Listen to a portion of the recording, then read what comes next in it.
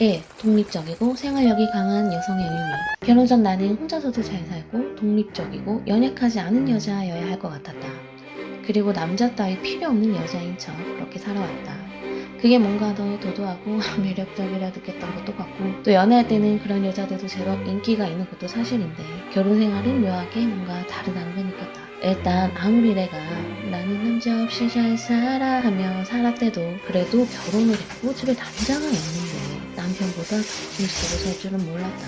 남편이 분명히 힘은 더 센데 특별히 내가 들지 못하는 아주 무거운 물건을 들 때 빼고는 내가 더 힘쓰는 때가 많더란 말이다. 사실 진짜 힘이 없어서 여리여리하게 그지없는 여자들은 실제로 남편이 훨씬 더 아껴주고 보호해주려고 하는 모습을 많이 목격한 적이 있다. 백날 평등이 어쩌고 저쩌고 해도 남자는 결국 연약하고 약한 여자의 모습에 기사도 정신이 발휘되는 듯 질린 것 같았다. 아무리 생활력이 강하고 뭐든지 혼자서도 척척 해내는 누가 봐도 너무나 훌륭한 아내감일지언정 남편에게는 그냥 남자만큼 슉슉하고 내 손이 그닥 필요 없는 여자로 여겨지는 경향이 있다는 것이다. 그렇다고 아내를 사랑하지 않는 건 아니고 아내의 그런 점을 높이 사지만 그렇다고 공주 대접 같은 걸 해주지는 않는다는 거다. 뭐 물론 예외도 있겠죠.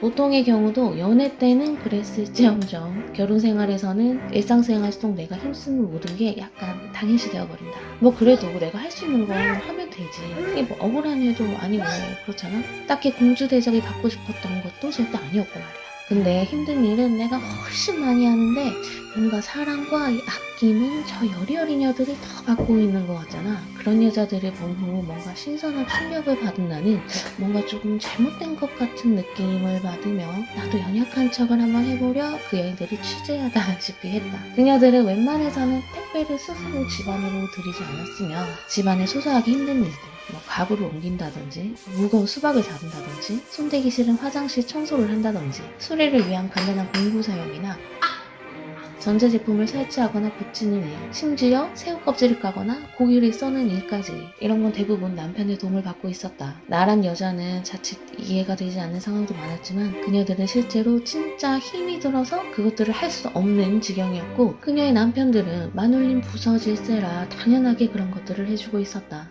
이것도 역시 타고나야 하는 건가? 나도 여리여리 연약한 모습 좀 보여주려고 했지만 내가 얼마나 힘이 좋은지는 이미 바닥이 다 드러난지라 갑자기 할 수 있는 것도 못하는 척 거짓부렁짓을 하는 게 여간 어려운 게 아니었다. 그나마 내가 다 못하는 게 뭘까 생각하다가 내가 남편보다 키는 더 작다는 사실을 깨닫고 높은 곳에 있는 물건을 꺼내달라고 부탁해 봤다.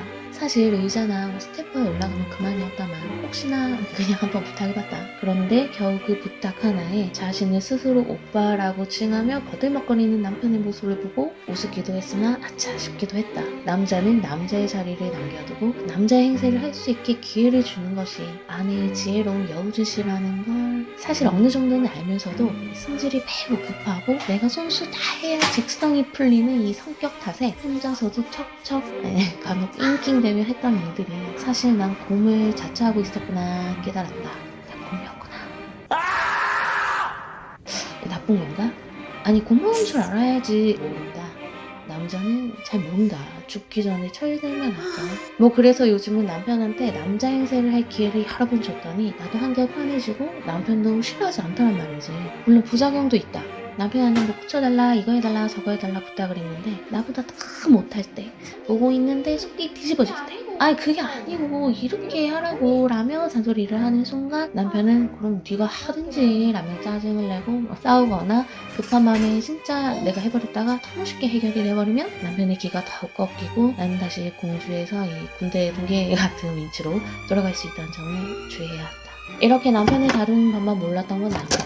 아이를 키우는 것도 각오하고 나왔음에도 착각한 게 있었다. 1. 아이와 놀아준다는 것의 의미. 결혼 전에 일찍 아이를 낳은 친구들 집에 놀러가면 난 그렇게 애들과 잘 놀아줬다. 친구가 툭하면 나를 부를 정도로 아이들과 잘 놀아줬고 아이들은 나를 내 친구야 라고 부를 정도로 매우 잘 따랐다. 나는 내 정신 상태가 매우 순수하여 아기들과 정서적으로 잘 통해 아이와 잘 지낸 줄 알았다. 나는 내가 아이를 낳아도 그렇게 잘 놀아줄 거라 확신에 차 있었다. 근데 뭐 말 안 해도 알죠. 아이와 놀아주는 일은 세상 그 어떤 일보다 지루하기 짝이 짝이었고 세상 못할 짓이란 걸 아이가 점점 커가며 뼈저리게 느꼈고, 그 친구가 왜 그리 나에게 고마워하며 내가 출산했을 때 큰 선물을 해줬는지 아이가 서너 살이 되어서야 이해하게 되었다. 우리 집 아이는 외동이라 아직도 내가 놀아줘야 하는 외동이 큰 단점이 있다. 사실 놀아주는 게 정말 별게 아닌데 너무 별게 아니라서 정말 재미가 없고 딱히 내용도 없어서 계속 반복적인 초단순한 놀이를 하고 있자면 그렇게 하기 싫던 집에 널린 집안일들이 이상하게 날 더 부르는 것 같고, 사실 아이를 보며 체력적으로도 정신적으로도 항상 매일 언제나 지쳐있는 상태에서 재미도 없는 놀이를 아이의 텐션에 맞춰 기빨리며 해야 한다는 건 정말 보통 일이 아니란 걸, 나는 잘 놀아주는 좋은 엄마가 될 거라는 크나큰 착각에 빠져 있었단 걸 그땐 알지 못했다. 하지만 정말 한 5분만 말도 안 되는 잡소리로 억지 텐션 끌어올려 놀아줘도 너무나 신나하는 아이를 보면 그래, 이게 뭐라고 내가 이걸 못해주냐 라며 집중해서 놀아주자 라고 마음을 먹어보지만 아이는 끝을 모르고 계속 놀아달라고 하고, 나는 갑자기 설거지나 청소가 마려워져서 결국 아이에게도 같이 청소를 하자며 억지를 부리다 아이와 다투는 지경이 될 때도 있었다. 이미 겨울방학이 시작된 아이와 나도 재밌고 아이도 재밌는 놀이를 찾아서 최대한 놀아주려 노력은 하고 있지만 정말 쉽지 않은 것. 아이의 긴 방학은 엄마에게 엄청난 프로젝트의 시작이다. 3.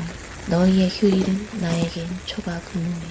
아기가 어릴 땐 그래도 주말만을 기다리며 남편이 쉬는 게 좋았다. 그때도 휴일에 남편이 아이 봐주는 사이 밀린 집안일 하느라 내가 왜 이러고 있나 싶은 순간이 종종 있긴 했지만, 그래도 아기 좀 맡기고 잠시 눈이라도 붙이고 잠깐 콧바람이라도 쐬고 밥이라도 멀쩡하게 좀 앉아서 먹을 수 있으니까.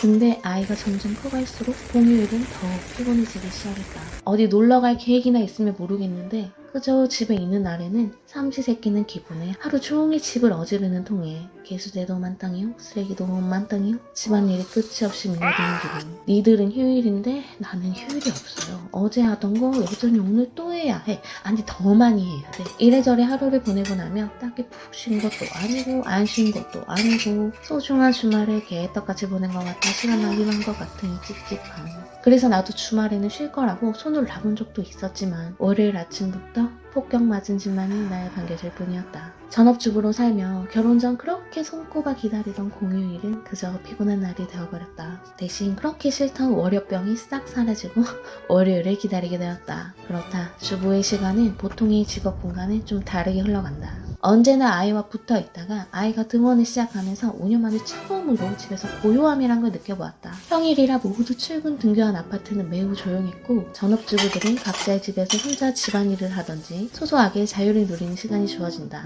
남편과 아이가 퇴근하는 순간부터는 더욱 열일하는 시간이 시작된다. 남편과 아이가 잠들고 난 뒤에도 여전히 집안일이 이어지는 날도 있다. 주부는 쉬는 날도 없고 다들 자거나 쉬는 날에 툭하면 초과 근무에 야근도 밥 먹듯이 하는 그런 직업인 것이다. 그렇다고 또 주말이 안 기다려지는 것도 아니다. 매일같이 똑같은 생활의 반복에 거의 집에서만 지내다 보니 가족들과 어디 바람이라도 쐬고 남편이랑 맘 편하게 야식이라도 먹으며 쉬는 날의 기분을 내고 싶은 마음은 여전하다. 문제는 주말이고 나발이고 지금 아이의 방학이 시작되어 이건 마치 전지훈련의 시작인가. 우리 집 천사 같은 자식놈은 국립유치원이라 겨울방학이 2달 되시겠다. 이젠 학원이라도 가니 그나마 아주 잠시 충전할 시간은 생겼다만 혼자 있을 시간은 모두가 잠들고 난 시간뿐이라 시간이 도저히 아까워 밤늦게 자는 생활을 멈출 수 없다는 부작용에 시달리고 있다. 사실 결혼을 하면 어느 정도 생활이 바뀔 거라는 건 각오하고 있었지만 역시 결혼은 알고 하면 못하고 뭐 모를 때 해야 된다더니 여전히 난감하고 어렵고 매일같이 숙제를 받는 기분일 때도 있다. 특히 남자와 산다는 거 참 단순한데